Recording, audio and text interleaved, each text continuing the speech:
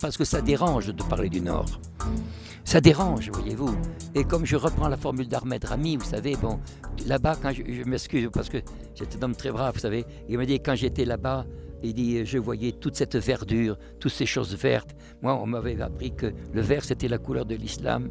Mais je voyais le véritable pays, parce que la couleur du paradis, c'est le vert. Ce que l'islam, ce que le Coran me décrivait, je le voyais, c'était le Nord. Et il me le dit encore, il me dit c'est le Nord. Il dit, et j'ai vu des exemples qu'il a écrit donc sur les Hyperboréens, qui a écrit sur ce royaume sur ces royaumes. C'était pas un royaume, ces royaumes du Nord, en suivant, il était archéologue, mais en suivant aussi scrupuleusement la littérature classique grecque et même romaine. Jusqu'au XVIIIe siècle, XIXe, c'était connu que c'était des ingénieurs vénitiens qui construisait en Orient. Le Taj Mahal. Vous savez que c'était des ingénieurs européens et vénitiens. Des Vénètes. Donc c'est lié à l'ADN, hein, bien sûr.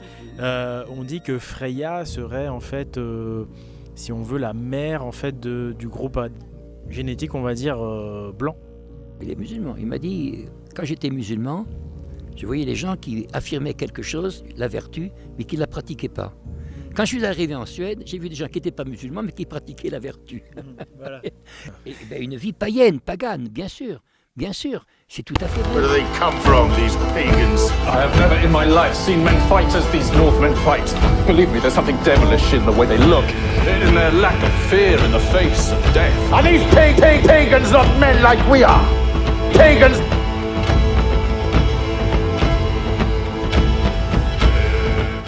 Bonjour à tous, bienvenue sur Pagans TV. Je suis en ce moment même avec monsieur Pierre d'Ortiguet. Bonjour Pierre. Bonjour Oleg et bonjour à tous nos spectateurs et nos auditeurs surtout, ceux qui font attention à nos propos et auxquels d'ailleurs nous prêtons attention, car disons leur soutien, c'est-à-dire leur sympathie, non seulement personnelle mais intellectuelle, nous est vraiment d'un très grand secours. D'accord, merci Pierre d'avoir accepté cette interview, ça me fait vraiment très très plaisir parce que pour te présenter rapidement, tu es on va dire spécialiste des langues anciennes et notamment de l'allemand ancien, du germanique ancien. Tu connais très bien on va dire l'histoire et la culture on va dire européenne ancienne. Oui. Tu connais également, tu as beaucoup voyagé, tu as une énorme culture et je veux dire que je t'ai rencontré avec joie ici grâce à l'association Les Mystères de l'Aude, à la SALS, à laquelle tu as donné une conférence sur un sujet très très intéressant en rapport avec l'Atlantide, Platon. Moi aussi j'avais donné une conférence, d'ailleurs c'est comme ça qu'on s'est rencontrés et je voulais te dire que ta conférence était vraiment très très intéressante. Oui, en effet, merci bien Oleg de prestation. Oui, en effet, disons qu'en un mot, ma carrière était celle d'un professeur de philosophie. J'étais instruit d'abord par la manière, on dit gréco-latine. Et c'est par l'étude des langues grecques et latines, justement, que je me suis intéressé, avec la philosophie aussi, par la philosophie, à l'héritage allemand. L'héritage allemand était en effet conseillé par nos professeurs à l'époque comme étant, disons, le trésor le plus solide, du point de vue grammatical, du point de vue lexical, et naturellement en philosophie, tous les grands auteurs que nous étudions, et qu'on étudie malheureusement de moins en moins, Kant jusqu'à Hegel, etc., étaient, disons, des gens qui avaient un même axe, c'est-à-dire de penser qu'il y avait un lien entre le beau et le moral, la beauté et la moralité, qu'il y avait un lien entre la rigueur personnelle, la rigueur du monde, et aussi, disons, la rigueur de l'État, la rigueur de l'autorité. C'est une philosophie qui a été, disons, rayonnante en Europe, et qui a souffert évidemment des deux conflits mondiaux. Et on peut dire que l'Allemagne quand même reste au niveau qui est le sien, c'est-à-dire celui d'une nature travailleuse, profonde, aimable, sociable. Et je crois que, à mon âge encore, et quand je vois des gens beaucoup plus jeunes, je ne peux que formuler l'espoir que les recherches, par exemple, que vous faites vous-même et autres, puissent préserver en tout cas cet héritage allemand qui est, à notre avis, le seul futur positif dans lequel nous puissions espérer aujourd'hui. Voilà qui a le mérite d'être clair. Tu disais notamment que le vieil allemand, et tu as fait un gros travail là-dessus, tu as fait plusieurs conférences là-dessus, que le vieil allemand, en fait, a tout pour être la langue encore actuelle. Enfin, on va dire que le vieil allemand serait la langue la plus proche d'une potentielle langue commune originelle, en tous les cas, qui serait commune à tous les peuples européens. Oui, en effet, on peut même aller beaucoup plus loin. Ce n'est pas une opinion originale, mais c'est une opinion, peut-on dire, originelle, c'est-à-dire fort ancienne. Elle a été défendue en français au début du XVIIIe siècle par Leibniz, celui qu'on connaissait en mathématiques, qui était l'origine du calcul différentiel infinitésimal, qui était diplomate et qui a créé également une métaphysique fondée sur l'unité du moi, l'unité du monde, l'unité de Dieu. Tout ce qui est détruit aujourd'hui par la psychanalyse, etc. Enfin, vous comprenez très bien le monde tel qu'il est, quand vous voyez le monde tel qu'il ne marche pas bien aujourd'hui. Vous n'avez qu'à inverser. Et alors, dans cette perspective, dans un de ses écrits, qui s'appelle « Les nouveaux essais sur l'entendement humain », il y a un chapitre, je crois que c'est le chapitre sur la signification des mots. Tout ceci est écrit en français, parce que le français avait une grande réputation, un grand prestige, après la paix on appelle ceci le traité de Westphalie, où il y avait une coalition mondiale, si je puis dire, européenne contre l'Allemagne. Elle s'en était sortie, en étant réduite parfois au tiers de sa population, ce qu'on ignore. Elle s'est remise rapidement au XVIIIe siècle, c'était 1618-1648. Et alors là, nous avons eu évidemment des politiciens très célèbres comme Richelieu, qui se sont alliés aux protestants suédois pour casser l'Allemagne. C'est-à-dire, oui, évidemment. C'est-à-dire, il y a même un homme politique que je ne citerai pas, qui est nationaliste, je crois, mais enfin, un nationaliste très bourgeois, comme on dirait, qui lui a dit l'autre jour que nous avions bousillé l'Allemagne. Oui.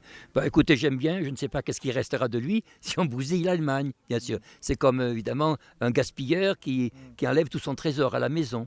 Non, l'Allemagne a été très célébrée en français, je vais un peu plus loin, il faut le dire aussi parce qu'on ne le dit pas suffisamment, par la fille d'un ministre de Louis XVI qui s'appelait Madame de Staël, qui avait épousé le baron de Staël, et la fille Necker, comme on dit en Suisse. Et elle a écrit, il faut le lire, la littérature du Nord, sur la littérature du Nord, et la supériorité de la littérature du Nord sur la littérature du Midi. Et également, elle a écrit sur l'Allemagne. Et ces livres-là ne sont pas toujours très recommandés par des professeurs qui souvent les ignorent. Et je conseille, puisque évidemment quand nos maîtres se lâchent et nous ne sommes réduits qu'à l'initiative individuelle, d'aller acheter ces livres chez Garnier et vous verrez quelle était pour elle la prééminence du Nord sur le Midi, c'était le primat de l'intériorité et de la profondeur sur la superficialité. Oui, tout à fait. Enfin, moi, je ne l'ai pas lu, mais merci pour le conseil. Moi, j'ai envie de dire qu'en fait, l'Allemagne, c'est un petit peu le pays, le plus grand pays de ce qu'on pourrait appeler l'Europe du Nord, ou en tout cas, la polarité nord de l'Europe. Et c'est vrai qu'aujourd'hui, moi, je dis souvent aux gens, en fait, face à la crise migratoire, la crise culturelle que vit la France qui est un pays latin, en tout cas dans ses institutions, je dis souvent aux gens, vous, le peuple, finalement, vous êtes peut-être pas si latin que ça, et vous avez peut-être en tout cas intérêt, d'ailleurs que vous soyez latin ou pas, la France a intérêt à se repolariser vers le nord, mais c'est-à-dire au niveau des valeurs, au niveau peut-être de l'exemplarité, et comment dirais-je, quand je parle souvent d'hyperborée et de ces mythes du nord, je crois qu'ils sont assez développés en Allemagne. Oui. On aurait effectivement, on a une littérature alternative en fait qui nous démontre, et c'est ce que tu nous as montré dans ta conférence, que finalement la civilisation viendrait vraiment du Nord, quoi, et pas d'Orient comme on nous dit. Non, pas d'Orient comme on dit, et on a même l'inverse, c'est-à-dire de ce point de vue, on peut même dire que, moi je connais, vous savez, l'Iran pour des raisons personnelles. D'abord j'ai travaillé à la radio comme consultant, je travaille toujours, et je dois dire que chaque fois que je vais parler de l'Allemagne, par exemple, chaque fois que je parle avec des gens, des archéologues, ils disent que il y a véritablement un lien entre ces populations germaniques et ces populations orientales. C'est-à-dire, c'est l'inverse, c'est que la civilisation, elle a été apportée par eux. Bien sûr, c'est eux qui ont fait le véritable Orient, l'Orient profond. Et que nous n'avons cultivé qu'un Orient, disons, très superficiel, qu'on a flatté. Ça a été le cas, par exemple, pour la guerre de 14-18, quand on a voulu renverser l'Empire ottoman, et on l'a remplacé par des républiques qui elles-mêmes ne peuvent pas s'entendre parce qu'elles sont restées à un niveau, disons, qui méconnaît en tout cas la force de l'État, la force de la société. Vous voyez, ce qui fait la force de l'Allemagne, c'est pas simplement qu'il y a toujours une société dans tous les pays, mais il y a le sens de la communauté, qui n'est pas un sens tribal, qui n'est pas un sens égoïste, qui est un sens de sacrifice. D'esprit d'équipe, si je puis dire. Oui, c'est ce qu'on appelle un esprit d'équipe. Et quand je vais, vous parlez de l'Allemagne, quand je vais en Iran, on me dit, les Allemands, ils donnent rendez-vous, ils viennent à l'heure. Et j'ai vu même une jeune femme à qui j'ai appris le français, qui est mariée maintenant, et qui a vécu en France autrefois, qui était même une de celles à refuser d'avoir levé son voile quand M. Bayrou était ministre de l'Éducation nationale. Bon, je l'ai rencontrée, elle avait vécu à Toulouse aussi pendant un certain temps, et elle donnait des leçons à un germano-iranien. Elle m'a dit, depuis que la société est menée par les Allemands, les gens non seulement arrivent à l'heure, mais arrivent plutôt à l'imitation du patron. Voyez-vous, ils se tiennent sérieux car ils imitent le patron. Voyez-vous. En fait, pourquoi je dis cela? Il y a un côté un peu comique, à la limite peut-être français, à la manière versatile, mais c'est que l'Allemand a dit que la vertu, et Platon dit la même chose, ne peut se démontrer que par l'exemple. Vous ne pouvez pas faire une définition abstraite de la vertu, car quelqu'un trouvera toujours quelque chose à contester. Il dira, vous êtes courageux parce que vous êtes téméraire, vous voyez, voilà. Et vous êtes prudent parce que vous êtes lâche, voilà. Non, si dans les grandes légendes, dans les légendes surtout orales, mais les légendes écrites sont en fait des déformations, des fixations des légendes orales. Pourquoi a-t-on autant de héros ou d'héroïnes? Pourquoi a-t-on cela? C'est uniquement pour l'exemplarité. Et tout à l'heure, j'ai même donné, un de mes amis était là, de la conférence, et je lui ai parlé de ce fameux texte de Kant. Il dit, lorsqu'il y a deux choses qui m'émeuvent, vous voyez, qui émeuvent mon âme toujours, de façon renouvelée, sans cesse, c'est quand je vois le ciel étoilé au-dessus de moi et la loi morale en moi. Et ceci, voyez-vous, c'est un exemple justement de courage, un exemple de capacité d'intériorisation de l'ordre extérieur. C'est cela qui a été, à mon avis, cette capacité d'intérioriser ce qui était vu et qui n'était pas laissé comme une vision simplement, comme un tableau qui change, comme dans un musée vous passez d'une galerie à une autre, mais la capacité de le faire sien et de le faire vivre à l'intérieur de soi, c'est-à-dire de le faire survivre, si vous voulez, qui, à mon avis, a causé, a créé ce sentiment de réflexion, même de paix, disons, d'apaisement, que l'on voit quand on est en Allemagne. Et je crois qu'aujourd'hui, l'Allemagne est capable, en tout cas, comme les pays du Nord, autres que je connais, c'est la Suède. Je l'ai connu par le capitaine Rami, qui était régicide. Il avait voulu assassiner le roi du Maroc. Bon, ceci est autre chose. Il a été un citoyen suédois et très bien accueilli. Il me disait une chose, il était musulman, il est musulman. Il m'a dit, quand j'étais musulman, je voyais les gens qui affirmaient quelque chose, la vertu, mais qui ne la pratiquaient pas. Quand je suis arrivé en Suède, j'ai vu des gens qui n'étaient pas musulmans, mais qui pratiquaient la vertu. Voilà. Et alors là, il m'a dit, j'ai toujours été attaché au Nord. Il avait même dit, le Nord, ce n'est pas la peine qu'il devienne musulman. Il l'est en naissant. C'est-à-dire qu'il a le sens du devoir. Goethe a dit que Mahomet, c'est le nom turc, vous savez pour moi, que Mahomet avait impulsé l'impératif catégorique, le sens du devoir. C'est, voyez-vous, les Allemands n'ont pas de préjugés contre les autres nations. Ils ont analysé les musulmans, comment dire les musulmans, ils ne les ont pas décriés, ils ne les ont pas dit, ils ne se sont pas moqués. Ils ont cherché à voir quel était le noyau de leur existence et ils ont essayé d'extraire ce qui était bon.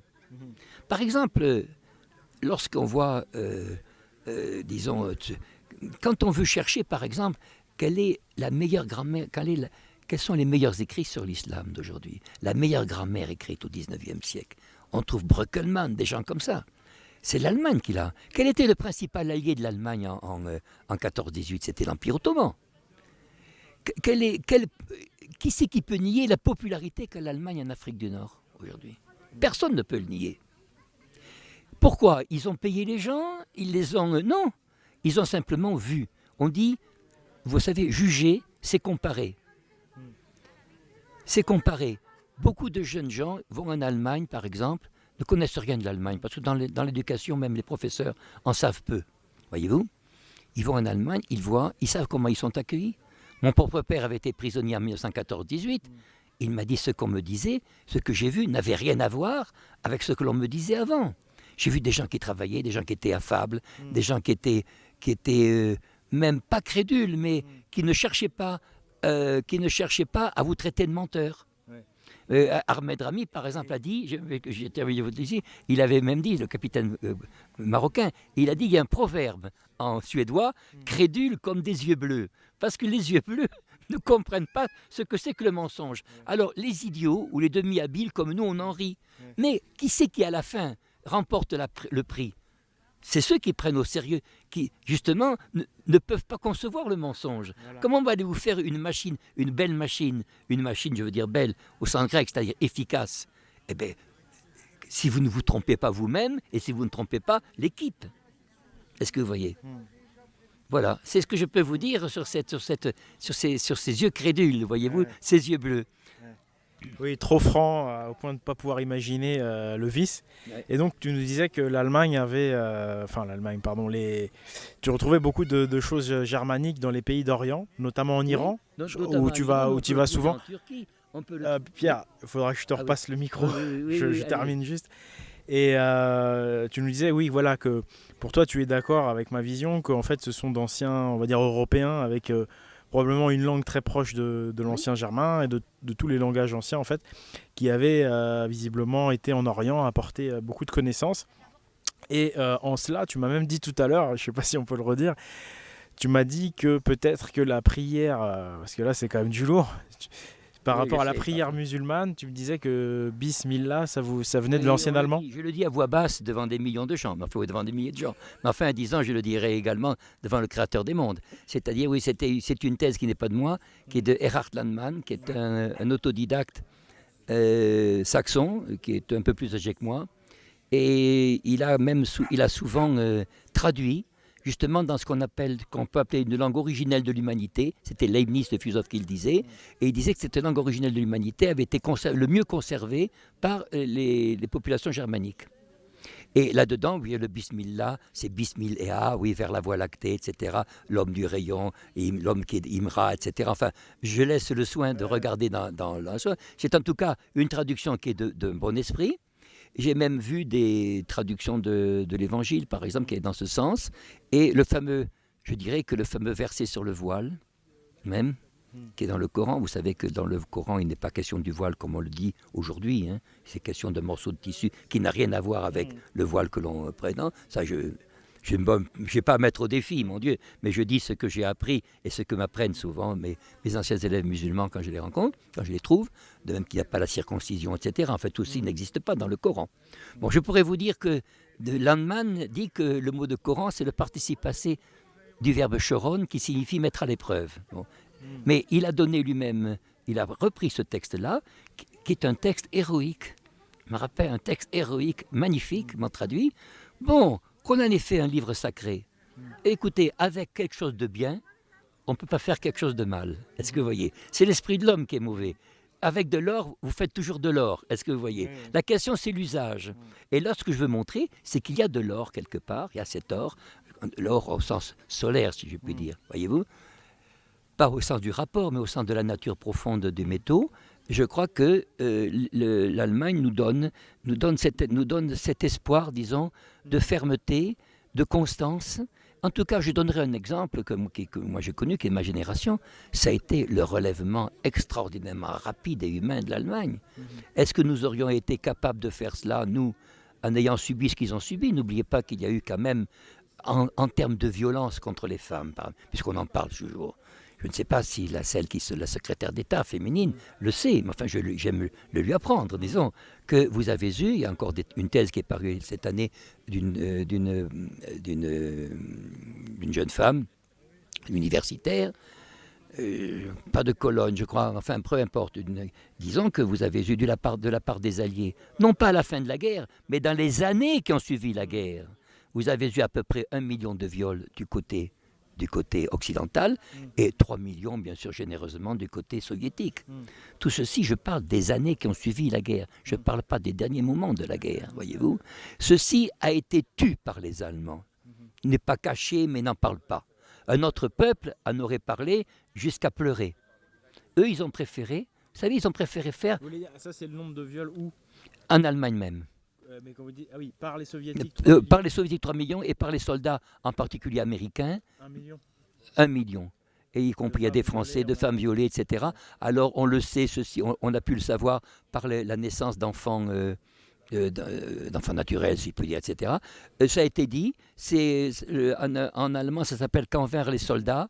Ça a été traduit en anglais. Et voyez-vous, l'opinion allemande connaît de plus en plus ces faits. Voyez-vous, elle juge, je vois en particulier dans la génération qui a une quarantaine d'années, entre 40 et 50 ans, un certain changement de mentalité.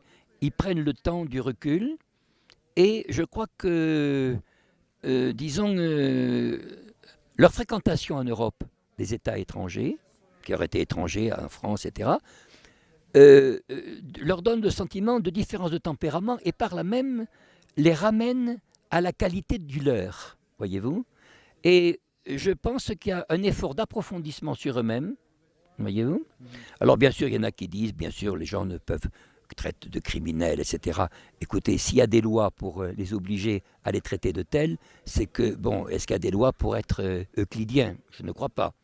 Mais enfin, admettons, je reconnais qu'on ne peut pas parler davantage car c'est une question d'ordre public, mais je mets en garde nos générations actuelles, s'il y a un choc violent d'ici quelques années, je ne crois pas que nous fussions en France capables de supporter le choc.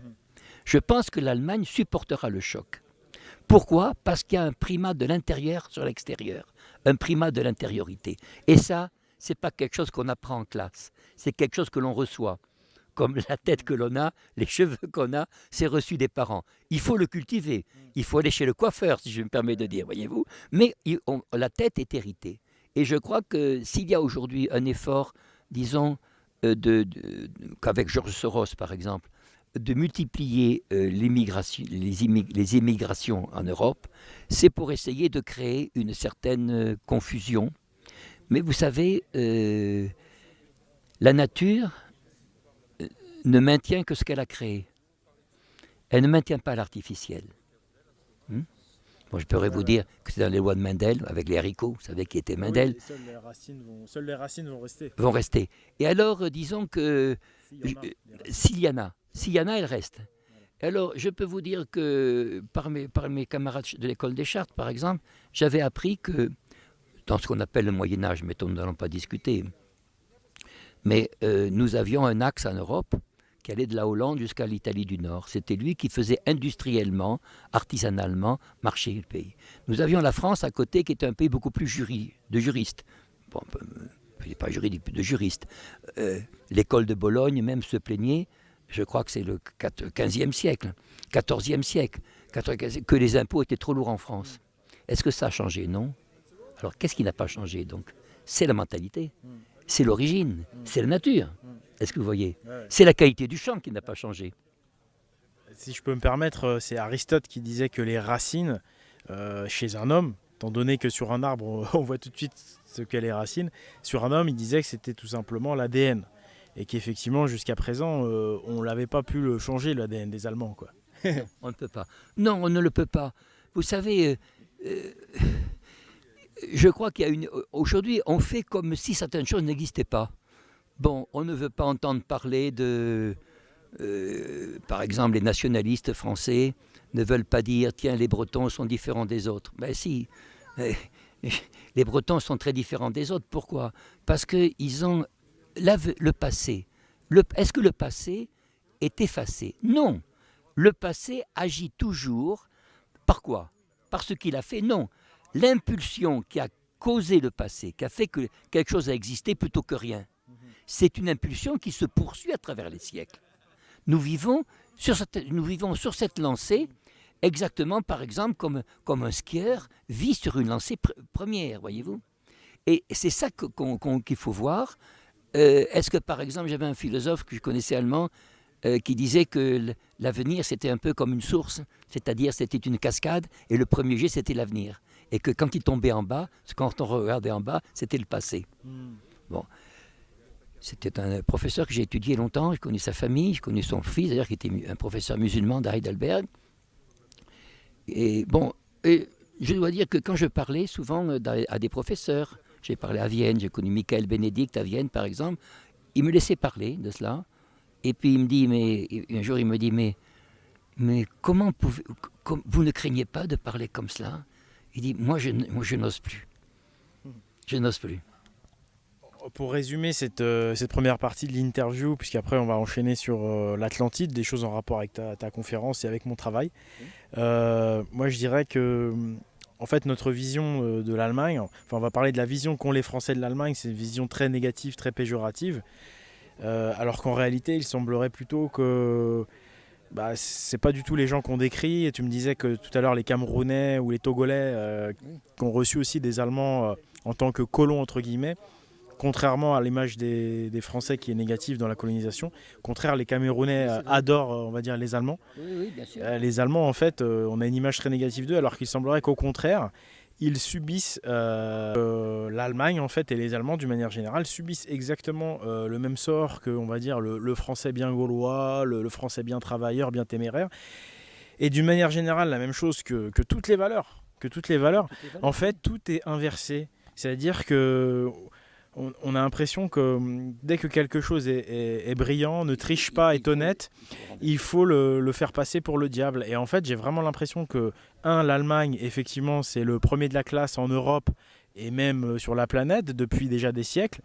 Et que, comme aujourd'hui, on va faire passer le premier mec honnête qui va ouvrir sa bouche pour un grand méchant loup, on fait passer l'Allemagne pour des salopards. Oui. Je ne parlerai pas de la Deuxième Guerre mondiale, ça n'a rien à voir. Hein. Je parle globalement. Globalement, je trouve qu'en fait, les Allemands ont plutôt une mentalité en fait, droite, basée sur la méritocratie, sur l'honnêteté, sur le fait de ne pas mentir, un attachement à la vérité, qui est en opposition totale à la mentalité latine, qui à mon avis a beaucoup trop imprégné la France, qui est plutôt une mentalité de l'apparence, de pas déranger, et surtout la vérité c'est mal parce que ça peut être douloureux, et donc moi je vois plus deux polarités, l'Allemagne qui représente un peu la polarité nord d'une manière générale de la mentalité humaine on va dire, ou en tout cas européenne, et puis la France qui représente un peu la polarité sud, et malheureusement si on parle d'inversion des valeurs, on dit que l'esprit chevaleresque n'existe plus, que la vertu n'existe plus, et c'est vrai. Aujourd'hui, il y a beaucoup de gens qui lancent des appels à l'esprit chevaleresque, au retour des chevaliers. J'ai dit d'accord, mais il faudrait peut-être aussi ouvrir les yeux complètement et s'apercevoir que cet esprit, c'est aussi l'esprit de la polarité nord. Et que l'Allemagne et l'Europe du Nord subit également ce triste sort, et que plutôt que de toujours vouloir s'inspirer, même là je vais te faire une petite critique Pierre, plutôt que d'essayer de s'inspirer ou de comprendre l'islam, etc., il faudrait peut-être mieux essayer tout simplement de retourner vers le nord de l'Europe et de parler avec les gens du nord de l'Europe. Et je sais que la France, il y a beaucoup de musulmans, donc pourquoi pas effectivement, toi je crois que tu discutes avec Salim Laibi, c'est très bien. Mais si ces musulmans-là pouvaient eux aussi faire l'effort de reconnaître l'utilité et je dirais même la primauté de la polarité nordique de l'Europe, et surtout le fait que la polarité nordique est totalement diabolisée, niée, ça serait bien aussi. Oui, je crois d'ailleurs que beaucoup sont, j'ai donné quelques noms, je ne le redis pas en public, mais de ceux qui vont dans ce sens, puisque dans mon travail, par exemple, professeur et universitaire aussi, puisque j'étais pendant un temps universitaire à Tunis, je dois dire que ceux qui me soutenaient dans la compréhension de l'Allemagne, point de vue philosophique, c'était les musulmans, justement. Enfin, les musulmans. Les Arabes me soutenaient. Pourquoi ? Parce que, disons, vous savez, juger, c'est comparer, je l'ai dit. Ils voyaient comment se comportaient les professeurs d'un côté, les professeurs de l'autre. Les choses se savent dans la vie internationale. Regardez, prenez l'exemple, vous parlez du nord et du sud de l'Europe. Il y a un pays qui n'a jamais été en guerre officiellement contre l'Allemagne, pendant très très longtemps. Un pays du sud, oui, c'est l'Espagne. L'Espagne n'a jamais... Et nous, au contraire, depuis les rois, nous n'avons cessé, à cause de l'alliance, justement, de l'affinité entre certaines couches espagnoles. En particulier, vous savez que l'Andalousie, par exemple, est formée de nombreux colons, depuis Charles Quint, de nombreux colons flamands, vous savez. ce qui explique la présence des blondes en Andalousie. Enfin, ça, je le dis, c'est un secret de Polichinelle. Eh bien, nous avons fait la guerre à l'Espagne. Pourquoi avons-nous fait la guerre à l'Espagne sous Louis XIII, Louis XIV, etc. Parce qu'elle était l'alliée du monde germanique et du monde nordique. Oui. Vous voyez, Si je peux me permettre, oui, en fait, c'est ça qui s'explique très bien par les fameuses invasions dites barbares des Visigoths. Ostrogoths, Visigoths, tous ces barbares venus du Nord, soi-disant, qui en fait se sont retrouvés dans le sud de la France, où on est d'ailleurs actuellement, hein, et effectivement en Espagne. Alors vous avez bien sûr des différentes considérations sur les marteaux de Thor, etc. Tout cela. Bien. Mais puisque je vais dire un dernier mot, je dis ça, mais je n'ose pas dire qu'étant Gémeaux, inspiré par Mercure, je peux faire peut-être des raccourcis. Bon. Eh bien, regardez un auteur, ce n'est pas moi qui l'a dit, Erhard Landmann, Landman-2N, qui est un saxon qui a écrit beaucoup sur justement cette langue originaire. Eh bien, c'est permis, c'est une hypothèse, de présenter le terme de islam comme un morceau de phrase. Je le dis lentement parce que ça peut surprendre. Moi-même, je le sais. Alors donc, je prends mes précautions. On le trouve, je crois, dans les chroniques de Meiserbourg en Allemagne. On trouve que, je ne sais pas comment dire ça. Vous savez qu'on présente, avant de le dire, on présente le grand Wodan. Wodan signifiant Bod-An, c'est-à-dire l'ambassadeur des ancêtres. Bod-der-Ahnen, quoi. Que le mot Bod, c'est le mot de Botschaft. On peut même dire que Bouddha ou Bouddha a également cette signification dans le Bouddha. Et alors, il est représenté sur son char, paralysé, très important. Très important. Mes auditeurs qui connaissent l'allemand ont déjà certainement vu le mot, parce que paralysé, c'est l'âme. Et alors, il a un accident, il revient, il remet sa jambe, parce c'est lui qu'on appelle le diable boiteux. Il remet sa jambe, voyez-vous, et la chronique dit « Wodan Islam ». Wodan est paralysé. Donc, voyez-vous, quand on dit des choses, on vous dit « Oui, ça vient d'Orient, ça c'est mystérieux, on ne sait pas ce que ça veut dire ». Écoutez, avant d'aller loin, regardez ce qui est proche de vous. Je crois que c'est ce que signifie l'Évangile quand il dit « Regardez votre prochain ». Il n'a pas dit l'autre, comme on dit aujourd'hui. Et Proximus, c'est celui qui est le plus proche. Si vous voulez penser, pensez par ceux qui sont le plus proches de vous d'abord. Quand je marche, je commence par le premier pas et je fais ensuite les derniers pas. Alors, je ne dis pas que... certains auditeurs le prendront comme une plaisanterie, je le crois quand même comme quelque chose d'assez sérieux, voyez-vous. Et je dirais que notre estime particulière de l'Allemagne et du monde germanique et du monde nordique ne nous est pas propre. Il ne faut pas le prendre comme une originalité, peut-être une originalité, mais personnelle. Les maîtres que nous avions au XIXe siècle déjà, ou au XVIIIe siècle, avaient cette orientation. J'ai cité dans la conférence, par exemple, le premier maire de Paris. Je signale à ceux qui nous écoutent, à la police de la pensée, que c'était un franc-maçon, donc, sauf qu'il était pour Louis XVI, donc on l'a raccourci. Bon. Bailly. Voilà, le fameux Bailly. Voilà, très bien. Bailly, ouais. Merci Oleg. Si un Bailly, bon, il a quand même écrit à Voltaire un certain nombre de lettres.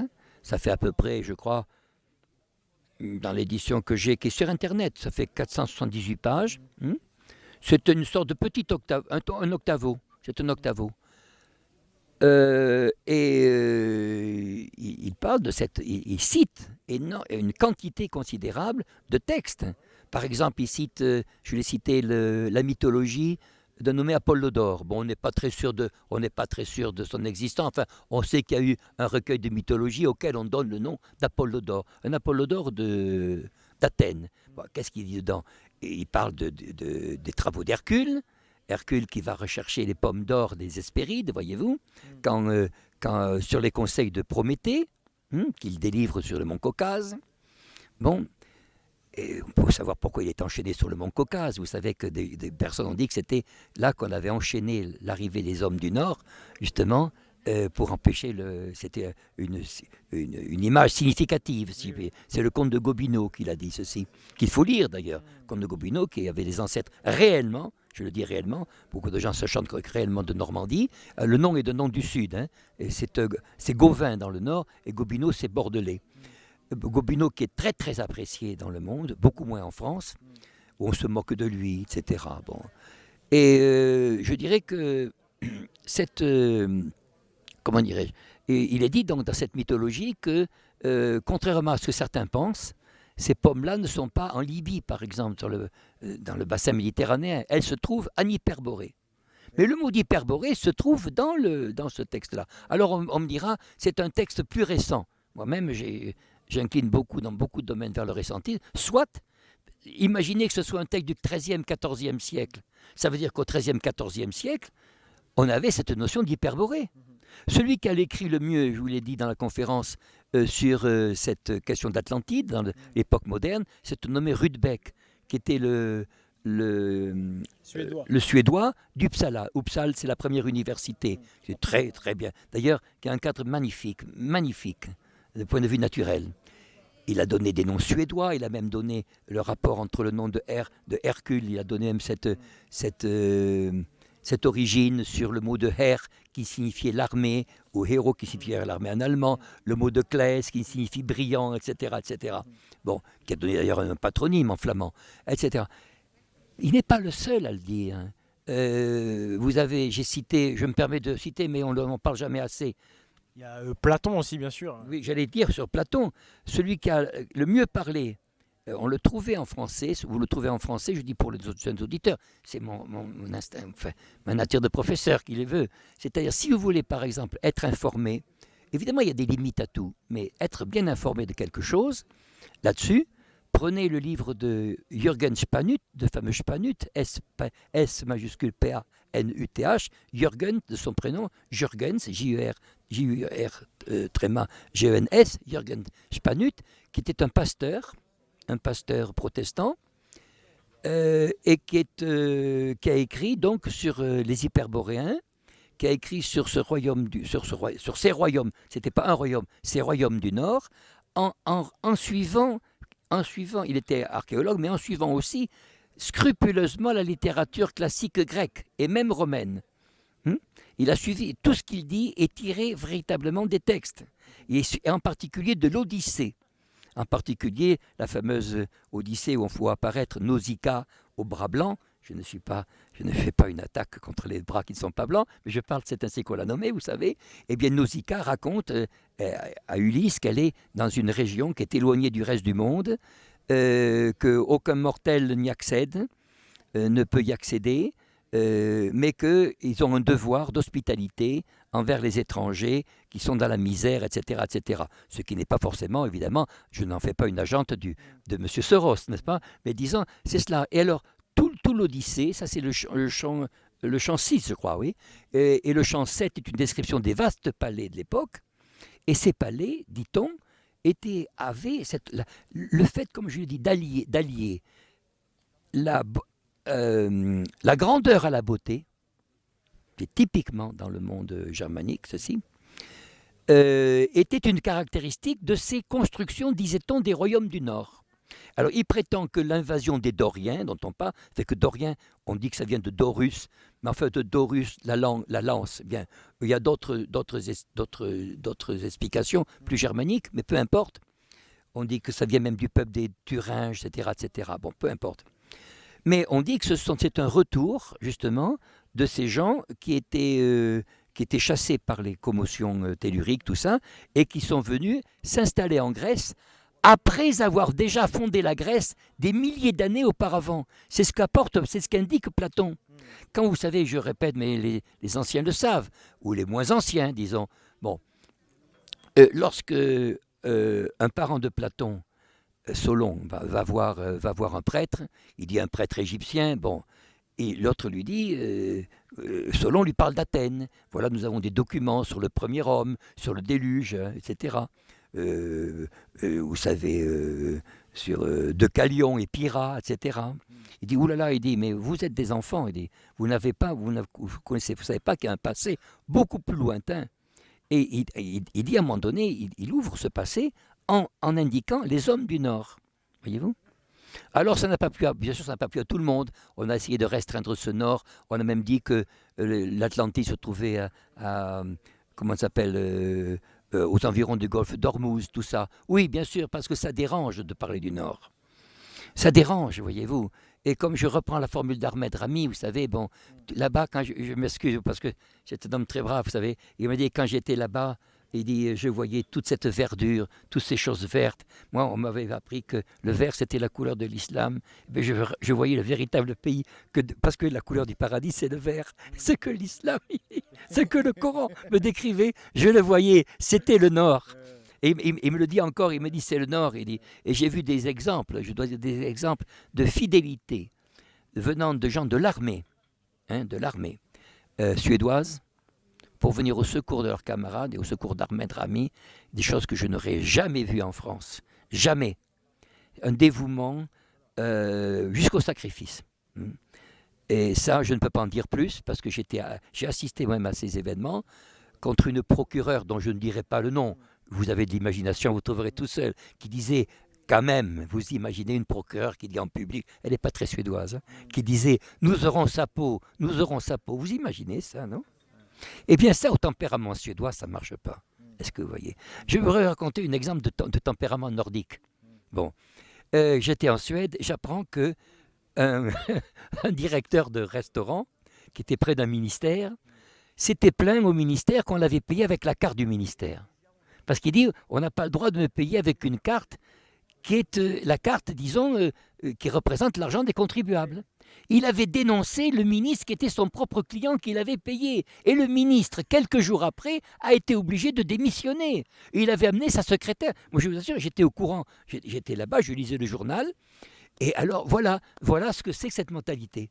Ce qu'on peut, cet état d'esprit. Alors on vous dit, l'acier ça marche, en Suède ça marche. Comme disait Ahmed Rami, on ne fait pas des affiches en disant achetez japonais, achetez allemand. Non, on vous dit c'est allemand, japonais, c'est suédois. Ah bon? On sait que c'est sérieux parce que les gens sont sérieux.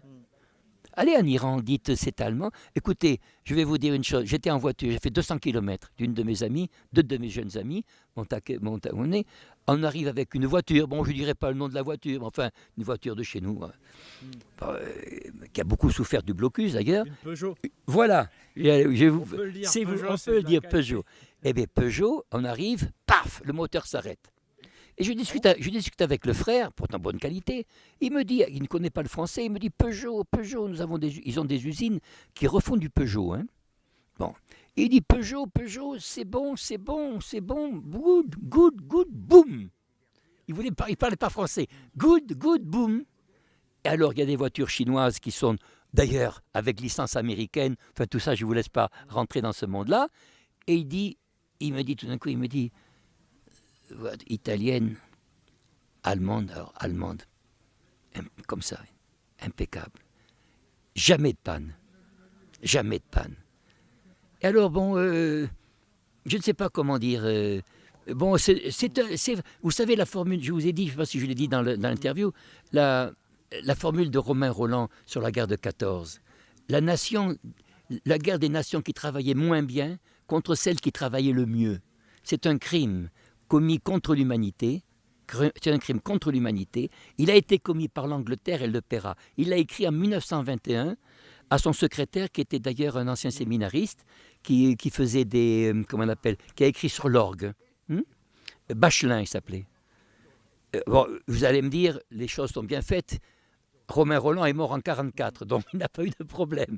Mais déjà, à la fin de la guerre, moi, je voyais des gens qui mettaient en accusation, je l'ai vu moi dans les papiers que j'ai réussi à acheter à droite et à gauche, mettaient en accusation Romain Rolland. Romain Rolland a vu les choses comme elles sont. Vous savez, moi je terminerai là-dessus, si vous permettez. Il y a une formule, de Bossuet, je citerai Bossuet, il était contre les Boches, il était contre les Allemands. Bon d'accord, mais ça c'est le truc romain, si vous voulez, romain.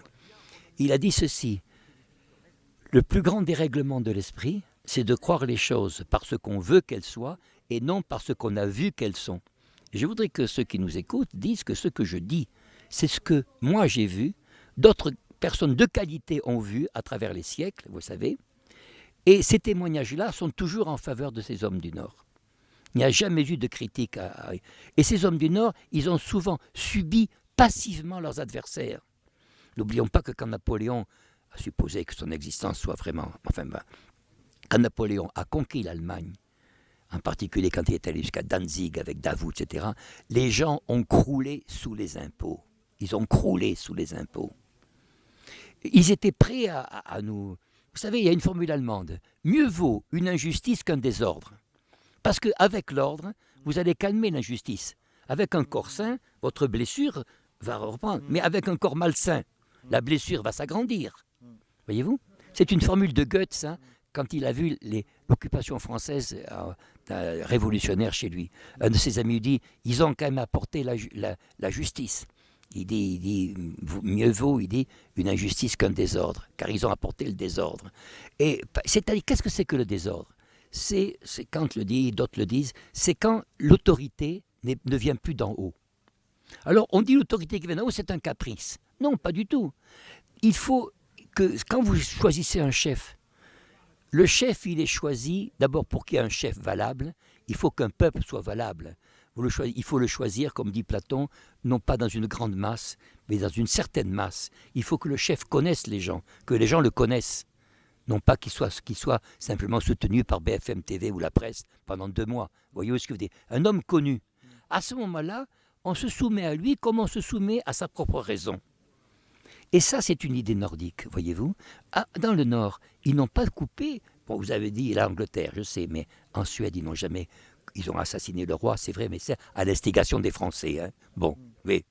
Mais autrement, la question de se poser, de renverser la royauté, non. Le gars, il a la raison pour lui. Le roi est un symbole, mais on ne va pas disputer sur le roi. Je ne sais pas comment vous dire. Le roi, en même temps, est un miroir de la Suède. Je ne sais pas comment vous dire ça. Et c'est une histoire qui continue. Je ne fais pas ça comme un plaidoyer pour la dite monarchie, mais ces peuples du Nord, que ce soit le Danemark, soit la Hollande, ont une tendance à conserver les choses, à faire distinction entre ce qui est essentiel et ce qui est inessentiel. Conserver un roi, une monarchie, bon, ça va, c'est pas ce qu'il y a de plus essentiel. On ne va pas se battre là-dessus. On va se battre sur la qualité du travail. On va se battre aussi pour chercher ce qu'il y a de plus simple dans la résolution des rapports sociaux. Vous avez vu ceci. En Allemagne, on vous annonce grève générale. 3 jours avant, il n'y a pas de grève. Pourquoi? Parce qu'ils ont discuté. Vous savez qu'en temps de grève, quand vous faites en Allemagne une discussion, vous n'avez plus le droit de faire la grève. Voyez? Vous ne faites grève que si les disputes la discussion est interrompue. Tandis que nous, on augmente encore la grève pendant les discussions. Alors, bon, on habiterait à des milliers de kilomètres. Hein. Bon, je comprendrais que c'est difficile. On est à côté. On est à côté. On n'est pas capable à côté de tirer un enseignement. On n'est pas capable de raisonner à partir de comparaisons comme cela. Ouais, je suis tout à fait d'accord. Ce sont nos voisins et pourtant, c'est comme s'ils habitaient à 10 000 km, quoi. Oui. On est toujours en train de regarder vers l'Algérie, vers le Maroc, vers l'Afrique noire, vers le Moyen-Orient, vers les États-Unis, bref, vers le sud et vers l'ouest. Or, je rappelle que dans la tradition, notamment celtique, mais la tradition générale, la tradition chez les Grecs, on dit qu'à l'ouest, c'est là où le soleil se couche et c'est la mort. Et le symbole de vie se trouve à l'est. Donc je crois qu'on devrait regarder un peu plus à l'est et notamment chez nos voisins allemands. Bien sûr. Et tu es d'accord pour dire que, de façon synthétique, hein, parce qu'on va essayer de raccourcir un peu, on a encore plein de choses à dire. Est-ce que tu es d'accord pour dire que la grande différence entre on va dire, l'Allemagne et le monde germano-nordique et on va dire le monde français, c'est le fait que l'Empire romain a vraiment imposé son organisation et son État tout-puissant au détriment de la méritocratie.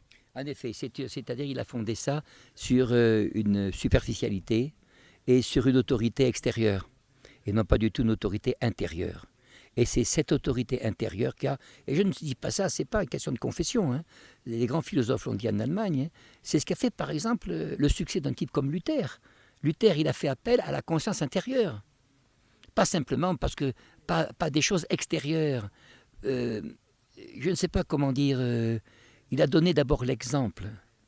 Les gens ici se disputaient pour savoir si les curés étaient des gens sages ou des gens qui faisaient la course aux bonnes sœurs. Bon, qu'est-ce qu'il a fait, lui?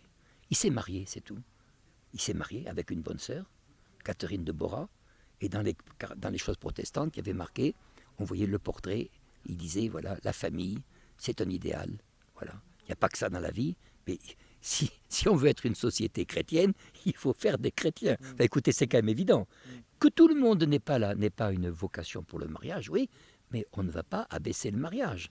Or, aujourd'hui, vous avez remarqué qu'on attaque une société sur le mariage, en disant que c'est la personnalité autoritaire, enfin, tati-tata, on n'est pas soumis au mari, etc. Enfin, des choses comme ça, ce sont des bavardages. C'est la révolte contre l'autorité saine, en fait. Voilà, c'est la révolte contre l'autorité saine, contre l'ordre. Un jour, j'étais avec un libraire parisien, un libraire toulousain qui est mort, maintenant Housset, brave Housset, OU2SET, il n'est plus de ce monde, et j'étais après 70. Bon, j'étais opposé à 68, très opposé dès le début.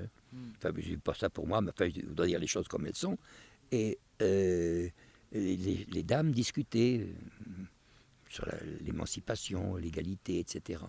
Et je dis, écoutez, il y a quand même une différence dans le soleil, je dis, dans le ciel. Il y a le soleil et la lune. Bon, on ne peut pas confondre le soleil et la lune. Je vois ce libraire qui n'avait rien dit pendant tout le repas. Il a failli tomber la tête sur sa soupe tellement qu'il était saisi d'un rire. Mais j'ai dit oui, ce sont des choses de la vie. Je dis pas que nous avons des astres différents. Et c'est parce qu'il y a des astres différents qu'il y a justement des courses entre eux. Bon, je ne sais comment dire. Et tâchez quand même de lever les yeux, au moins sur le monde. Au moins sur le ciel. Levez les yeux au ciel. Regardez la forêt, regardez le monde animal. Je pourrais aller même plus loin, vous savez. Platon, quand il veut corriger les mauvaises mœurs, ce que nous appelions avant les mauvaises mœurs, je n'insiste pas pour ne pas avoir de problème, il dit, regardez ce que font les animaux. Les gens qui font le contraire, il dit, parafucines, ils sont à côté de la nature. Et justement, par rapport au fait que Platon voulait corriger les mauvaises mœurs, est-ce que, comme moi, tu penses que toutes ces rumeurs sur la sexualité d'Alexandre le Grand et d'une manière générale sur les Spartiates, est-ce que tu crois comme moi qu'en fait c'est de la propagande moderne il y a un texte de Platon, attribué à Platon ou de Platon, enfin bon, qui est dans le texte, où justement il dit quand même que les Spartiates, il donne l'exemple de ce qu'on disait des Spartiates, qui étaient tombés à cause de mœurs non naturelles. Bon. C'est vrai, mais je crois qu'il y a eu beaucoup d'exagération, naturellement. Vous savez, les gens cherchent toujours des justifications. Je pourrais aller plus loin, disons, dans les sociétés d'hommes ou des guerriers, il peut y avoir des déviations, bien sûr, et je me rappelle d'un homme que je ne peux malheureusement pas citer du tout. Alors là, pas du tout. Il y en a que je peux citer, qui avait fait un article sur cette question-là, un homme du Nord, et il disait qu'il fallait qu'il y ait toujours une présence féminine à côté de groupes masculins. Oui.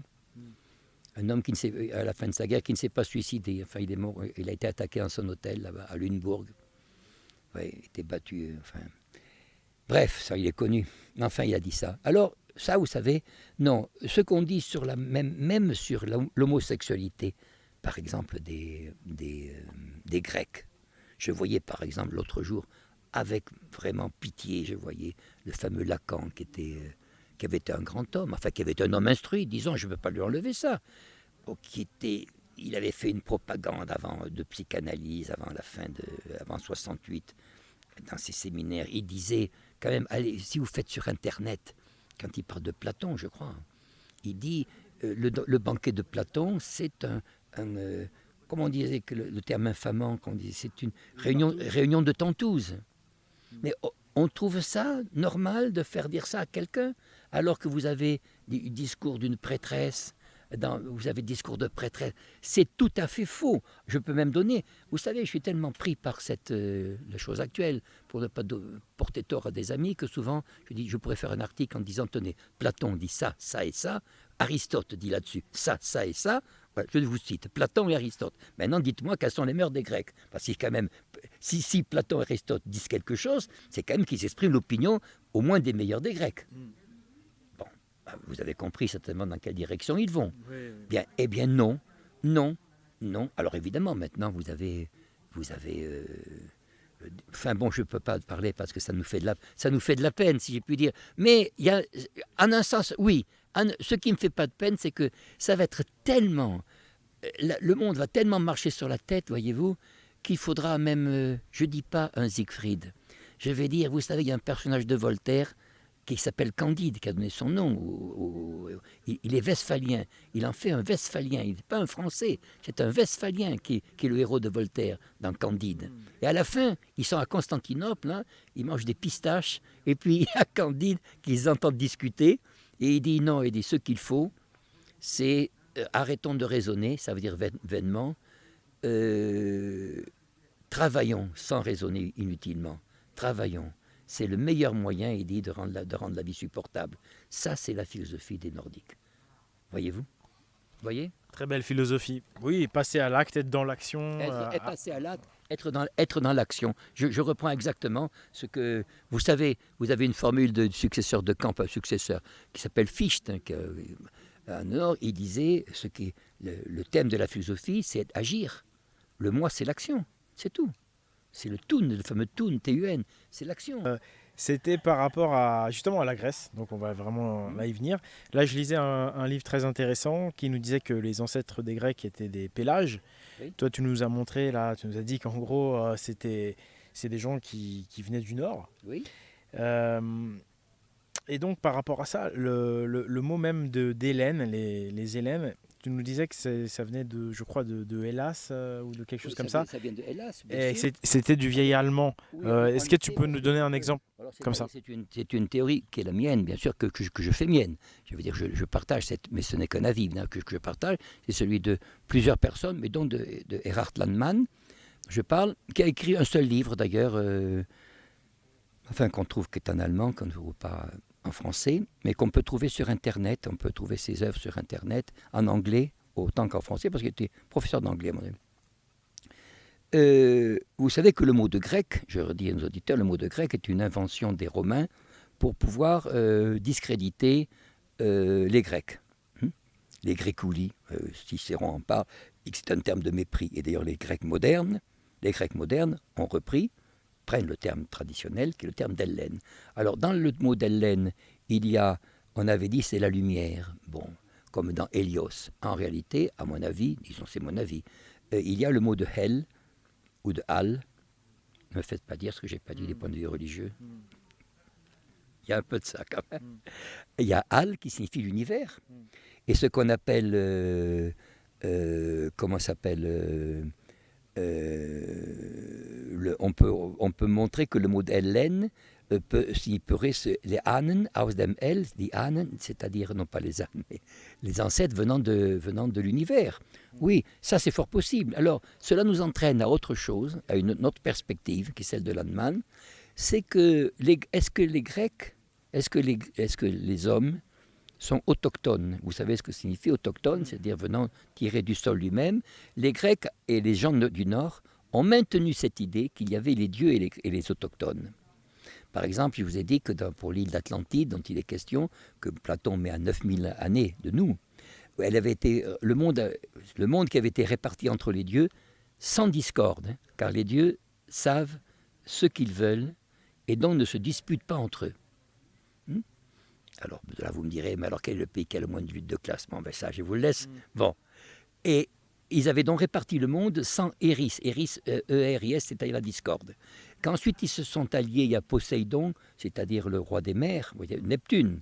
Neptune avait pris le nord, avait le royaume du nord, ce qui est normal, puis c'était le royaume de la navigation, que vous savez par les Vikings, etc. Par les Normands. Qu'on appelle Njord dans la mythologie nordique, Poséidon. Voilà, c'est ça. Et alors, il s'est marié, ce Poséidon a épousé donc la fille de gens qui étaient des autochtones, Clito. Et Clito, donc, a été la mortelle qui a été unie à ce dieu. Bon. Landmann et d'autres personnes, moi-même, j'ai tendance à penser que des écrits comme l'Odyssée ou autres, lorsqu'ils parlent de l'océan, lorsqu'ils parlent non pas seulement de l'océan que nous connaissons, mais également des océans planétaires. Puisque Landmann disait par exemple que Atlantis, disait Ate, a été signifié près d'eux, comme Ad en latin, ou le A espagnol qui signifie la direction, vers. Land, c'est la terre, écrit avec un T, Atlant is, c'est-à-dire ce qui est près du rivage. Ce qui est près du rivage, ça désigne beaucoup de situations, évidemment. Et que on avait humanisé des guerres ou des populations qui venaient de l'extérieur. Alors pourquoi ceci peut paraître une fantaisie ? Pourquoi, disons, cette thèse des hommes qui viennent de l'extérieur, on parle d'extraterrestres, mais on ne parle pas des hommes, de l'humanité qui vient de l'extérieur, y compris d'ailleurs l'animalité. Ceci va à l'encontre évidemment de ce qu'on enseigne dans les classes sur le dinosaure, qui naît après des millions d'années il adhère à la sécurité sociale pendant des millions d'années, puis il y a des os. Non, mais c'est pas ça du tout. N'oubliez pas ça.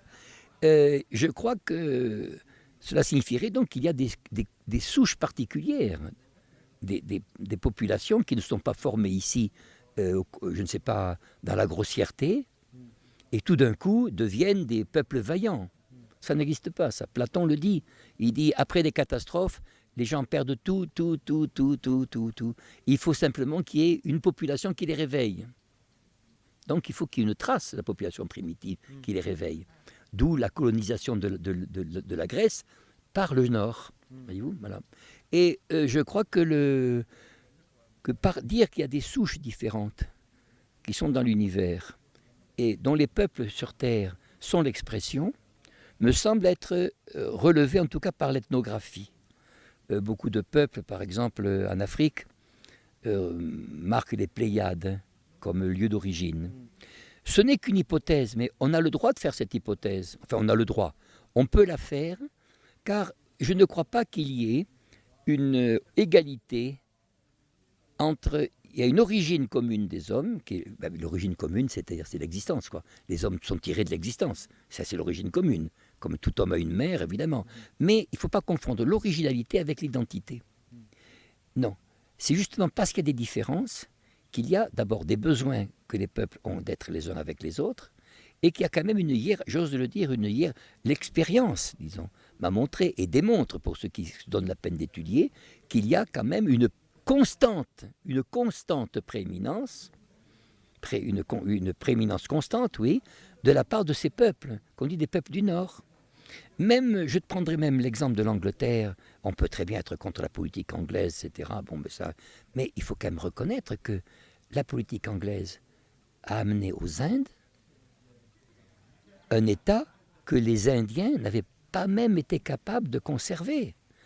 Ils ont occupé, les Indes avaient très peu d'hommes, très peu d'hommes. Ils ont joué sur les différences entre les hommes, voyez-vous. Alors, est-ce qu'eux-mêmes se sont bien conduits vis-à-vis de leurs frères ? Bon, je peux dire que non. Maintenant, il y a quand même différentes. Moi, j'ai connu Édimbourg, j'ai connu l'Écosse. Je dois dire que j'étais très impressionné quand même par ces peuples. J'étais impressionné par leur simplicité. Je répète toujours, leur ardeur, leur hospitalité dans les administrations, le fait qu'il n'y avait pas de comment vous dire, de difficulté à obtenir quelque chose. Ils demandaient directement ce que vous vouliez. Ils comprenaient le but, la fin de votre démarche. Et en fonction de ça, vous répondez. C'est une attitude pratique, voyez-vous. Alors, je crois que c'est pour ça que le thème de l'Atlantis dont vous parlez dans Platon a été repris. Vous savez, en Angleterre, a été repris en Suède, a été repris. C'est un thème permanent. Moi, je crois que nos légendes elles-mêmes, disons, les légendes nordiques, qu'on dit nordiques, reprennent cette chose-là. Vous avez le thème des fées, par exemple, dont vous avez des traces dans Halloween. Le win de Halloween, c'est Hal, comme le LN, c'est-à-dire les fées dans l'espace. Le premier Hal, c'est pas le L de l'enfer, c'est le HE2L de l'univers. Voilà. Alors oui, le L, HE2L, dans la mythologie nordique, c'est pas forcément négatif. On dit que c'est à Hel que sont les trois nornes qui tissent le destin. Et en fait, il y en a beaucoup aussi qui disent que New Hell, donc l'anglais New Hell, en fait, ça a donné Noël. Oui. Et que c'est finalement elle, en fait, ouais, c'est plutôt en rapport avec quelque chose qui serait l'au-delà, mais en tout cas quelque chose de positif et non pas quelque chose de négatif. Je sais, oui. Vous savez qu'en suédois, le Noël, c'est Yule, c'est le Yule, la roue. qui devrait désigner, paraît-il, une région de l'espace, mais ça c'est connu. Pour l'autre étymologie que j'ai vue chez les Allemands de Noël, elle est très simple, très intéressante. Il y a le L, comme vous l'avez bien dit, Oleg, qui signifie l'univers, l'univers, et ça se dit que la nuit dans l'univers, noté im all, noté im all. Alors cette nuit dans l'univers, puisque c'est, vous savez, la nuit à cause du solstice d'hiver, ça peut être les deux. Vous savez, ça peut être les deux. Oui, surtout que quand on parle d'hyperborée, on a toujours cette longue nuit, c'est-à-dire le soleil qui ne se lève pas. Donc effectivement, au solstice d'hiver, ça rappelle aussi les origines nordiques, très nordiques, polaires, où la nuit ne s'arrête pas. Et je voulais te dire justement, alors par rapport aux Grecs et à Hercule, son nom grec d'ailleurs c'est Héraclès. Tu nous disais que Héraclès étymologiquement, tu l'expliques comment en vieil allemand? D'abord, je donne l'explication quand même pour dire que je vais rassurer les jeunes élèves que je connais ce que disent leurs maîtres, c'est-à-dire qu'on dit que c'est la gloire, Clès, la gloire de Héra. C'est Héra étant celle que nous appelons Junon, la partie féminine de Zeus, c'est-à-dire la femme de Zeus, la partie féminine de Zeus. Et à mes yeux, c'est ce qu'on appelle la mythologie telle qu'elle est rationnellement expliquée. Mais vous avez, je vais dire ça lentement, vous avez un texte, j'ai cité plusieurs fois le philosophe qui a écrit en français très souvent, Leibniz. Leibniz dit que lorsqu'on n'a plus de documents archéologiques, de documents écrits, qui s'épuisent évidemment parce qu'ils sont limités ou ils sont détruits, nous avons une ressource. Je tâcherai de retrouver ce texte, je sais où il se trouve. C'est un fragment de Leibniz. On a une ressource, c'est la langue. C'est-à-dire la langue contient des informations sur nous-mêmes et nos origines. Et donc, les noms même propres, les noms propres même, il donne des exemples de noms propres. L'exemple de Khan, le fameux Khan que vous avez, il y a Strauss-Kahn par exemple, oui, le Khan que vous avez en Asie, K-H-A-N. Qui sait aujourd'hui, comme le savait Leibniz, que comme c'est le même mot que le mot de king, c'est le même mot que Khan, C-A-N, c'est le mot allemand de pouvoir, qui est allé jusqu'en Asie centrale. Oui, tout à fait. Là-dessus, je suis tout à fait d'accord. J'ai fait pas mal de travail là-dessus, notamment par rapport au mot Ram, qui veut dire bélier en anglais et en allemand, qui a donné Ra, le dieu solaire, en Égypte. On retrouve des béliers effectivement un peu partout. En grec, on parle d'Ariès. On ne va pas parler de comment on les appelle en Inde, Rama, mais aussi on parle des Aryas en Inde. Bref, effectivement, ça donne du sens. Et tu nous as parlé également de la même chose que moi j'ai parlé dans mes vidéos, comme quoi en fait il y aurait une Atlantide nordique, et c'est là où Jean-Sylvain Bailly cherche aussi l'Atlantide, et toi tu nous avais parlé donc de l'auteur allemand, du travail qu'il a fait, qui disait que lui aussi il pensait à une submersion de l'île du Doggerbank et d'Heligoland aussi en 2293. Voilà, c'est ça. Et alors, par contre, tu disais qu'il y aurait, alors la cerise sur le gâteau par rapport à ta théorie, par rapport à la mienne, c'est que a priori ce chercheur là, donc en 2293, la submersion d'une île dans la mer du Nord ou de plusieurs îles, ce serait également passé un parallaxe, d'après le texte de Platon, donc un déplacement du pôle. Oui, en effet. Alors là, je reprends, je suis obligé de te reprendre sur un détail, mais qui doit rester assez important. C'est que le 2193, dont tu as parlé, est au début d'un livre qu'on appelle le Ora Linda Book, c'est-à-dire un livre qui appartenait à la famille que je viens de désigner, et qui était une famille, à l'époque, quand il a été donné vers 1840-50, je crois, a été... l'homme en question était un homme du Helder, c'est-à-dire un constructeur, tout ça. C'est une famille, disons, d'aristocratie, si je puis dire aristocratique, très connue, disons. Puis l'aristocratique signifie les meilleurs, c'est ça. Et avec le terme de ar, d'Aristos. C'est le superlatif de Beltion, de Agathos bon, Beltion meilleur, Aristos le meilleur. C'est une échelle, c'est sur une échelle. Eh bien, le premier terme qui vient, c'est le terme qui correspond à 2193 avant Jésus-Christ. Bien. Alors, le texte prétend être écrit, achevé d'être écrit en 1250. Bien. Avec plusieurs auteurs. Alors évidemment, l'homme a été attaqué, de son vivant. Après, il y a eu des gens qui l'ont soutenu, d'autres personnes qui... Et maintenant, il se trouve que cette date de 2193 a été, comme je dis dans la conférence, reprise, authentifiée, si je puis dire, par un nommé Rauben, R-A-U-B-E-N, Raubenheimer, qui est un ingénieur, pour dire le sang d'Afrique du Sud, et qui est simplement à calculer l'alignement des planètes en 2193, et a vu, je crois qu'il y avait un alignement complet, si je me trompe, sauf Neptune, et il dit que ceci a fait, il prétend que cela a entraîné d'abord le passage d'une comète près de la Terre, et la chute d'un astéroïde. C'est d'ailleurs cet astéroïde, d'ailleurs, dont parle, à mon avis, le fameux histoire de Phaéton, voyez-vous, le dieu le fils du soleil, qui dévie de la course tracée par son père. C'est ça qui est marqué dans Platon. Alors, l'allemand dont je parle, Spanut, ne remontait pas en 2193, il remontait beaucoup plus tôt, vers les années à peu près dans les 1500 avant Jésus-Christ. Il faisait lui-même d'ailleurs il faisait de l'Iliade et de l'Odyssée. Le mot de Iliade venant en grec se dit Ilias, il signifiant le A, l'allemand, c'est le sacré, et A, étant le vaisseau sacré. Bon, évidemment, je dois dire que là, je vais provoquer le chahut en classe, je veux dire. Non. Et donc, il a dit que c'était à cette période-là.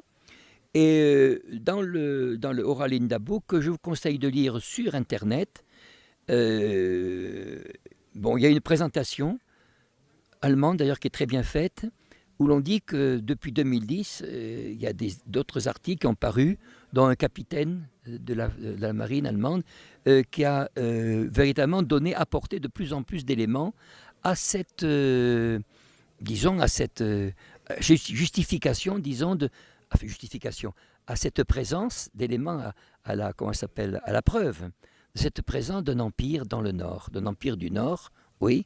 Et il dit également, ce qui évidemment t'intéresse le plus, intéresse évidemment, j'allais dire mes successeurs, mes jeunes successeurs, c'est qu'ils ont été pourchassés bien sûr par l'Église catholique, ou tout au moins par ceux qui se formaient de l'Église catholique.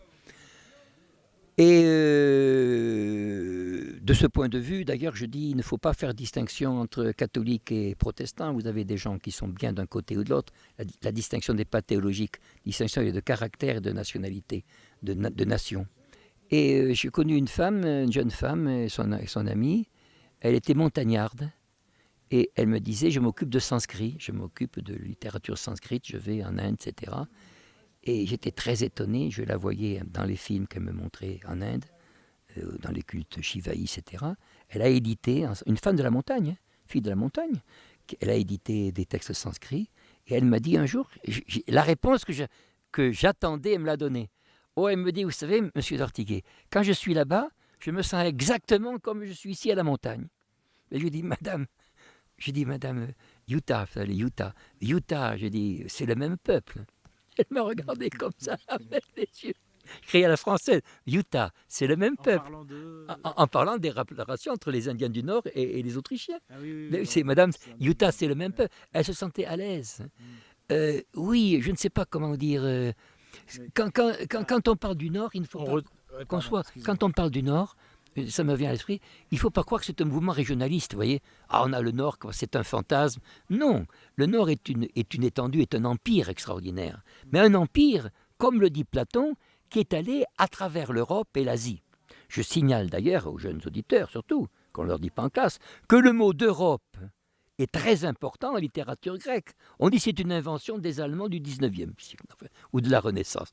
Non, cet empire et dépasser l'Europe et l'Asie, tout au moins ce qu'ils entendaient par l'Europe et l'Asie, c'est quelque chose, on le trouve dans la littérature de Platon.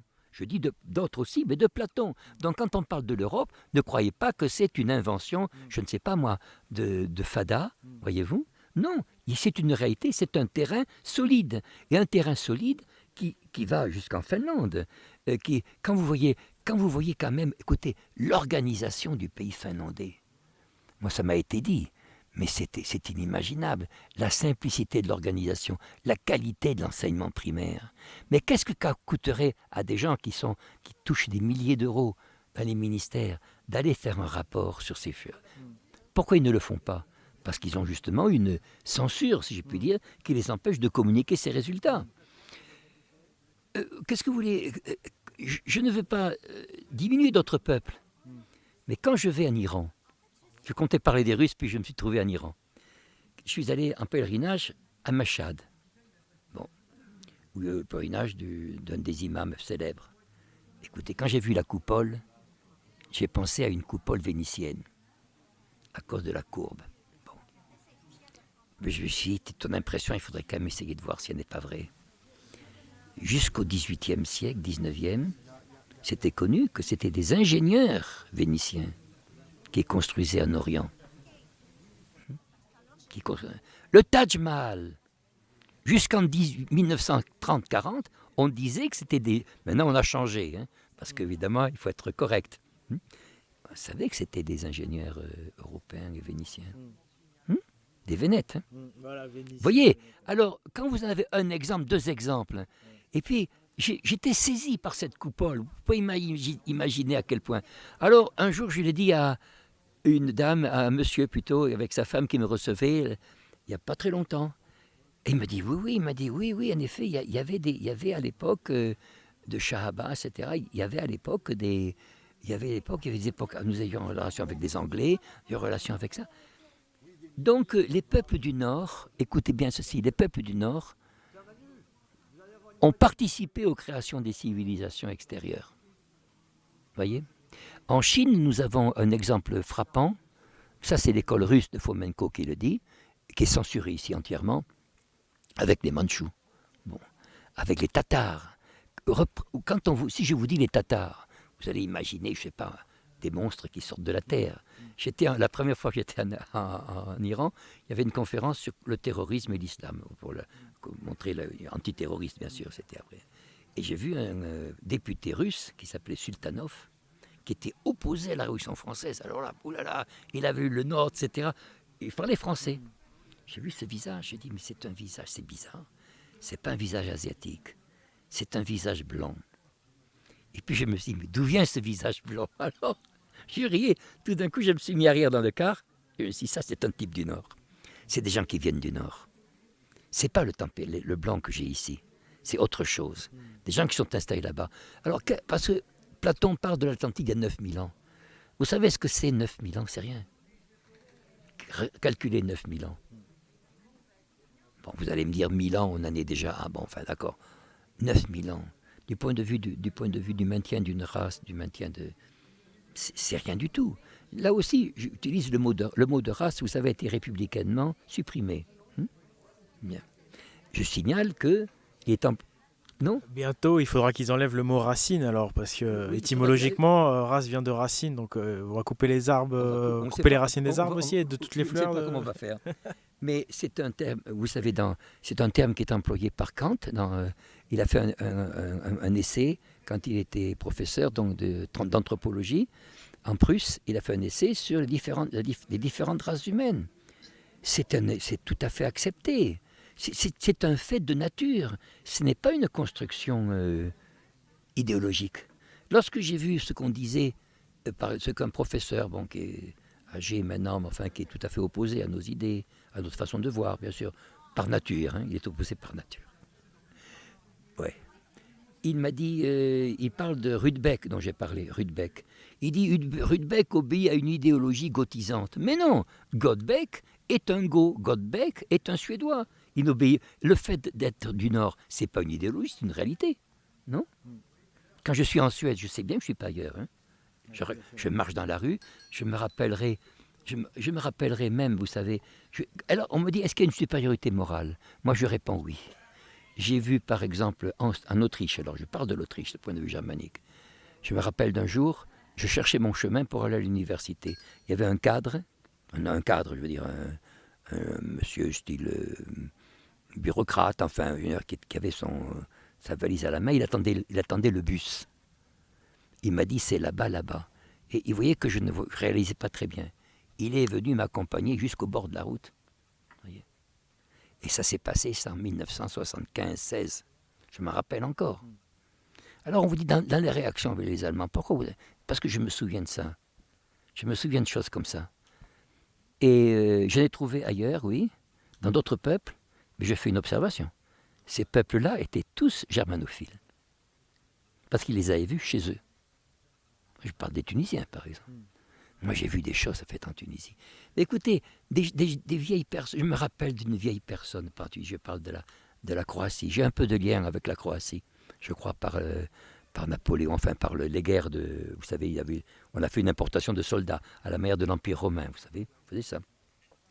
Je me rappelle d'une femme dans un village, on vous parle des films sur Tito, vous savez, il y avait le garçon, le monsieur qui est à mon âge, il dit, il y a Pierre là, il vient là-bas, il connaît l'Allemagne, tout ça. Elle me dit, Bog. Et pourquoi elle parle de Dieu? Parce que Bog, ça signifie Dieu. C'est comme en indien, c'est une qualité de Dieu. Bog, c'est Dieu en russe, en slave. Et il me dit, Bog. Et Yvan me dit, elle dit que l'Allemagne, pour elle, c'est comme Dieu. Elle était là. Un ancien Allemand est venu de la guerre, l'a repris, l'a amené chez moi, l'a amené chez elle. Elle a été reçue dans la famille. Elle a été traitée là-bas comme elle n'a jamais été traitée dans son village ici. Et alors, elle faisait que dire Bog. Germania Bog. Germania Bog. Alors après, bon, je lui ai dit au revoir, tout ça. Je l'ai embrassée, cette vieille dame, une très vieille dame. Eh bien, c'était ça. Alors ici, on vous dit, bon, la Croatie, c'est quoi? Dans la Croatie, vous avez, je me permets de faire cette dernière conclusion, vous avez un drapeau qui a été modifié à la fin de la guerre par Tito. Alors il y a le premier Tito, dit-on, il y a le deuxième Tito qui s'appelait Walter, paraît-il. Enfin, le premier, il lui manquait un doigt, le deuxième était pianiste. Alors, vous voyez, il y a quand même dans l'histoire, c'est intéressant l'histoire moderne, vous voyez, vous avez quand même des nouveautés. Et le deuxième était pianiste, le premier, non, il manquait un doigt. Bon, le premier, bref. Ce cochon de Walter, comme disait de lui Staline. Ce Walter, donc, a fait transformer le drapeau qui était ancien de ce pays qui appartenait à la Hongrie, qui était blanc et rouge, carré blanc, carré rouge. Alors, j'avais lu autrefois, c'était une vieille idée, il disait qu'il venait des Iraniens, que ce drapeau avait des significations iraniennes ou persanes antiques, que le blanc signifiait le nord et le rouge signifiait le sud. C'est-à-dire qu'il s'était rentré par le nord, par Cracovie, et puis ensuite descendu vers l'Adriatique, vous voyez. Mais je me suis dit, mais ces idées de blanc égale nord, rouge égale sud, vous avez quand même un type là, il peut dire, tiens, c'est derrière le sud, ça a une signification peut-être plus ancienne, plus profonde. Est-ce que ça ne signifie pas justement l'existence, le rappel de ces peuples du Nord, par exemple, dans la composition de leur lignée? Vous voyez? Alors vous l'avez vu, ces fameux damiers, n'est-ce pas, ce fameux damier à la Coupe du Monde, de football, et vous trouvez ce damier blanc et rouge, vous le trouvez sur le toit de l'église Saint-Marc à Zagreb. Et évidemment, je ne parlerai pas de Saint-Marc, puisque le fameux Landman et tout là disent que Marc serait comme l'église de Saint-Marc chez les Vénètes à Venise, serait évidemment une allusion à la planète Mars. Bon, ça, je leur laisse ce soin, voyez-vous, mais c'est pour vous dire que nous avons beaucoup à apprendre de ces gens du Nord, voyez-vous. D'accord, et justement, alors, une dernière chose pour terminer l'interview, justement par rapport aux racines et à l'humanité et aux différentes groupes. Donc c'est lié à l'ADN, bien sûr. On dit que Freya serait en fait, si on veut, la mère en fait du groupe génétique, on va dire blanc. Oui, en effet. C'est marqué évidemment dans le fameux livre dont je vous ai parlé, l'Oraline d'Abour. Elle porte le premier homme sur Terre, disent certaines légendes du Nord. Le premier homme, elle n'est pas fécondée sur Terre. Elle porte le premier homme sur Terre. Elle porte le premier homme vierge. Et j'ai trouvé, écoutez, permettez-moi quand même de vous dire où j'ai trouvé une indication qui en est très proche, Mais ce n'est pas un paradoxe. Ne croyez pas que je joue le paradoxe. Vous me voyez venir peut-être, mais ce n'est pas le paradoxe. Vous avez dans le chapitre du Coran sur la naissance de la Vierge, elle naît près d'un arbre, c'est-à-dire d'un palmier, qui signifie l'axe du monde, c'est tout. Parce que lorsque l'arbre sacré, que vous trouvez d'ailleurs marqué à Délos, je crois, on dit qu'à Délos, si je ne me trompe, un palmier a jailli du sol. Alors moi je veux bien qu'il y ait je note ces ressemblances. Pourquoi nous ne parlons pas de ces ressemblances? Est-ce que vous voyez? Et par rapport, il y a d'autres déesses, je crois. Je crois qu'il y a 3 déesses au départ, ou 4, c'est ça? Alors, parce que Freya, ce serait celle des Blancs, et les autres? Oui, alors en effet, vous avez d'après le Roland d'Abour, vous avez, qui est une tradition donc qui remonte, enfin, qui serait composée par écrit à partir de 1256, vous avez deux autres déesses génitrices, disons, et celle qui s'appelle Lynn, je crois, qui est noire, et celle qui est Finn, F-I-2-N, comme les Finnois, qui ont donné le mot de Finnois, vous voyez, je pense, qui est celle ce que Gobineau appelle les Touraniens, ce que nous appelons les jaunes. Bien. Et j'en retire l'idée que ces peuples-là, ce sont donc des entités distinctes. Ce n'est pas des accidents de laboratoire, si je peux dire, c'est des entités distinctes. J'en retire l'idée que, disons, Freya et les deux autres forment une autonomie, ont une autonomie particulière, et évidemment, elles ont des territoires particuliers. Lorsqu'il y a eu, je crois, la catastrophe dont il parle, ou plutôt la première des catastrophes, je crois, les Finnois, elles parlent de Finn comme ayant conquis, disons, des territoires sur ces peuples. En effet, la distinction de ces peuples est très marquée. Je vous dirais que ça ne surprend pas du tout. Vous parlez par exemple du peuple noir. Si vous interrogez des Noirs normaux, enfin des Noirs de bon sens, je veux dire, ils vous diront oui, nous avons véritablement une origine particulière. Je vous ai donné cet exemple, je ne sais pas lequel, je crois que ce sont les Pygmées, mais qui parlent de leurs origines. Ils sont nombreux à parler de leurs origines des Pléiades. Ils désignent, d'où venez-vous? Aux observateurs, ils désignent le ciel. C'est quand même, vous allez me dire, bon, c'est quand même un élément à en tenir compte. Est-ce que ceci leur a été mis en tête? Je ne crois pas que ce sont des missionnaires qui leur ont mis ça en tête.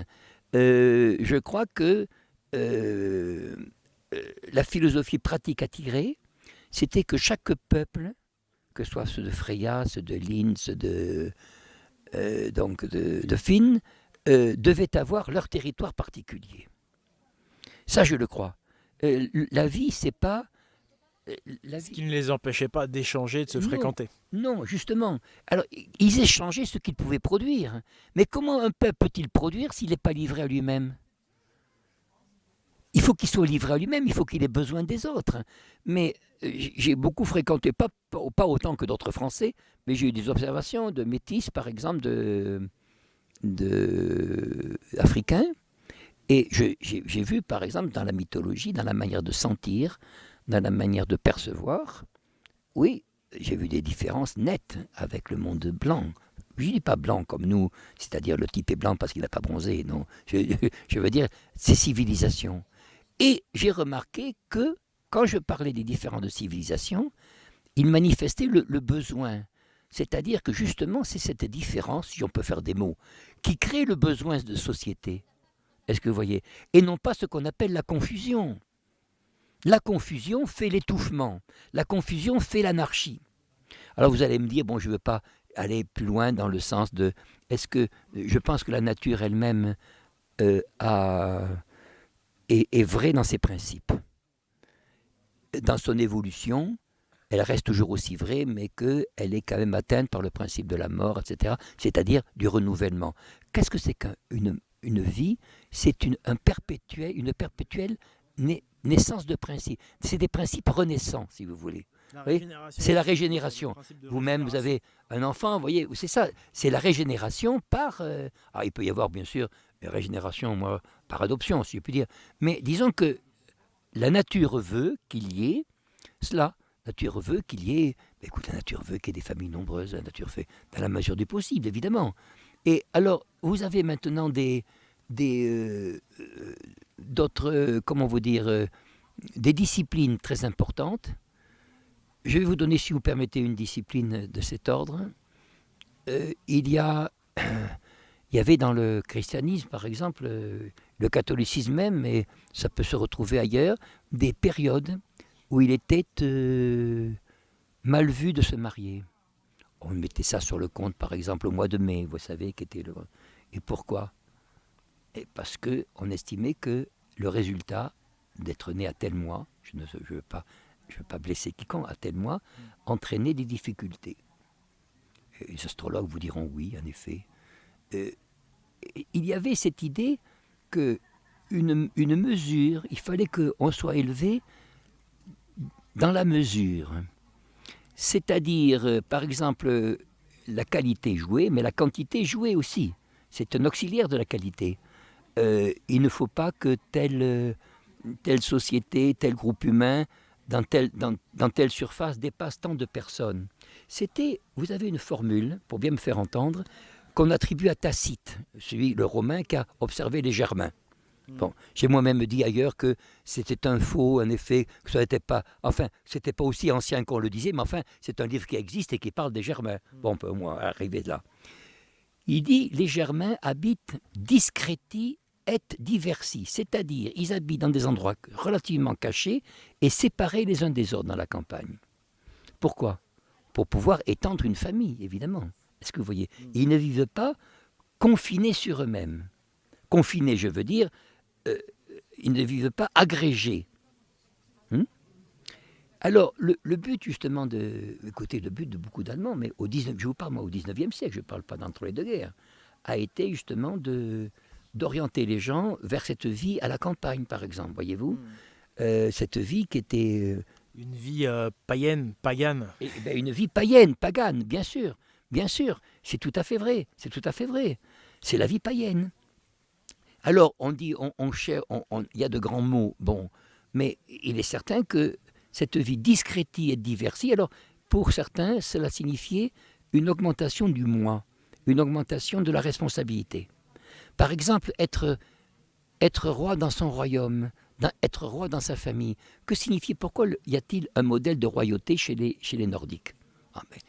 Quand tu disais que cette royauté-là, il ne fallait pas que le roi ait trop de sujets et qu'au final, ça faisait des multiples royaumes, des multiples petits royaumes, dans un but que tout le monde soit libre. Il ne faut pas un monarque qui a trop de gens en dessous de lui, sinon ça devient un empereur.